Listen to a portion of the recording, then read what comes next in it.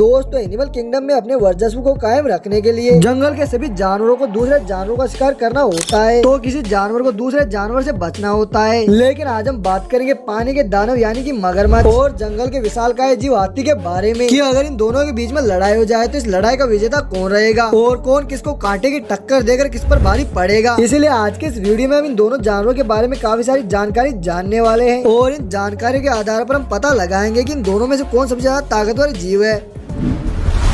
तो दोस्तों हम सबसे पहले बात करते हैं मगरमच्छ की। दोस्तों मगरमच्छ अंटार्कटिका को छोड़कर दुनिया भर के सभी देशों में पाया जाता है। दोस्तों मगरमच्छ पानी का ऐसा दानव है कि अगर इसके पास में कोई भी जानवर आ जाए तो उसका बच पाना लगभग नामुमकिन हो जाता है, क्योंकि मगरमच्छ अपने मजबूत जबड़ों से किसी भी जीव को चीरने और फाड़ने में काफी ज्यादा सक्षम होता है। मगरमच्छ पानी के साथ साथ जमीन का भी बेहतरीन शिकारी माना जाता है और ये अपने से कई गुना बड़े शिकार पर भी हमला करने में बिल्कुल भी संकोच नहीं करता है और बड़े से बड़े जीव को अपने चंगुल में फंसाकर मौत के घाट उतार देता है और इसी वजह से जंगल के अधिकांश जानवर मगरमच्छ के पास में आने से डरते हैं। मगरमच्छ मुख्य तौर पर हिरन, जेबरा और बेसे का बड़ी आसानी से शिकार कर लेता है। और अगर बात करें मगरमच्छ की शारीरिक विशेषताओं के बारे में तो मगरमच्छ की त्वचा का रंग हल्का भूरा होता है, साथ ही मगरमच्छ की चमड़ी भी काफी ज्यादा मजबूत होती है जो कि शिकारी जानवरों से मगरमच्छ की सुरक्षा करती है। और अगर बात करें मगरमच्छ की लंबाई के बारे में तो मगरमच्छ लंबाई के मामले में लगभग 15 फीट का होता है। लेकिन अमेरिका में रहने वाले मगरमच्छ की लंबाई के बारे में बात करें तो अमेरिका में रहने वाला मगरमच्छ 20 से 22 फीट लंबा होता है और वजन के मामले में भी एक मगरमच्छ 1100 किलोग्राम तक का हो सकता है। और जाहिर सी बात है कि जितना ज्यादा वजन होगा उतनी ज्यादा ताकत होगी। और अगर बात करें मगरमच्छ की काटने की क्षमता की तो मगरमच्छ अपने मजबूत जबड़ों से 2200 psi का दाब फोर्स उत्पन्न करता है जो कि किसी भी जीव की हड्डियों को चकनाचूर करने के लिए काफी होता है। दुनिया भर में मगरमच्छ मीठे पानी के अलावा खारे पानी में भी रहने में सक्षम होते हैं। तो दोस्तों हमने मगरमच्छ के बारे में काफी सारी जानकारी जान ली है और अब हम बात करेंगे एलिफेंट यानी कि हाथी के बारे में। लेकिन उससे पहले अभी तक आपने हमारे वीडियो को लाइक नहीं किया तो वीडियो को एक लाइक करके चैनल को सब्सक्राइब कर लीजिएगा।